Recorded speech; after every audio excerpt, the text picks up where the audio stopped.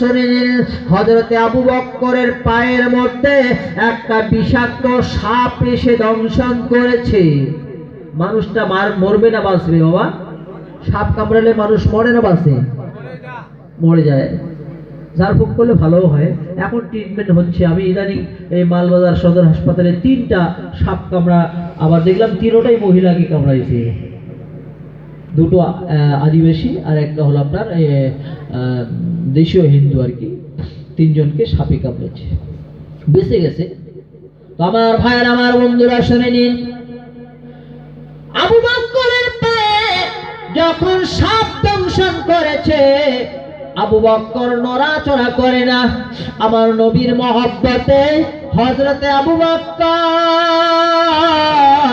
এত ব্যথা হয়েছে, শরীরটা কালো হয়ে গেছে, চোখ থেকে ঝরঝর করে পানি পড়ছে, কিন্তু উঠ পর্যন্ত করে না, কাঁদে না, নড়াচড়া করে না। তিনি ভাবছেন যদি আমি নড়ি বিশ্ব নবীর কষ্ট হবে।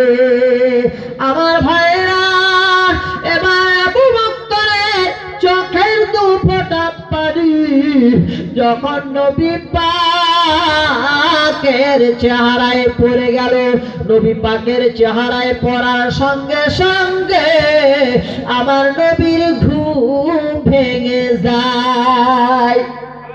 বলেন না সুবহানাল্লাহ। আমার নবীর যখন ঘুম ভেঙে যায়, আমার ভাইরা, বিশ্ব নবী বলছেন, আবু বকর, কেন গো তোমার শরীর খানা কালো হয়েছে? তোমার শরীরটা কেন কালো? তুমি অমন করছো কেন?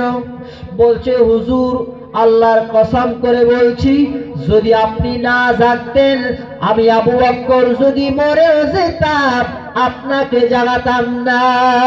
ইয়া রাসূলুল্লাহ যখন জেনে ফেলেছেন, হুজুর আমার পায়ে সাপ দংশন করেছে, আপনার কষ্ট হবে বলে আমি আবু বকর, আপনার কষ্ট হবে বলে সাপ দংশন করেছে, তারপরেও আপনাকে জাগাইনি। আমার নবী পাক সঙ্গে সঙ্গে নিজের মুখের থুতুগুলো বের করে আবু বকরের সাপ কাটার জায়গায় যখন লাগিয়ে দিয়েছেন, সঙ্গে সঙ্গে বিষ নেমে গেছে। বোঝা গেল, নবী পাকের মুখের থুতু পেলে সাপের বিষ নেমে যায়। আমার ভাইয়েরা, আমার বন্ধুরা, সেই নবী এবার আটার মধ্যে একটু লুয়াবে মুবারক লাগিয়ে দিলেন, মুখের থুতুগুলো লাগিয়ে দিলেন বরকতের জন্য। এবার খানা দেওয়া হবে। নবী পাক বসে গেছেন, খানা খাবেন। আমার ভাই, আমার বন্ধু শোনেন, সঙ্গে সঙ্গে বিশ্ব নবী আমার বলছেন, ও জাবির, শুনে নাও, তুমি তোমার সন্তান 2টোকে ডেকে দাও। আমি নবী মুস্তাফা তোমার ছেলে 2টোর সঙ্গে খানা খাবো। বুঝাচ্ছে? আমি তোমার ছেলে 2টোর সঙ্গে খানা খাবো, ডেকে দাও।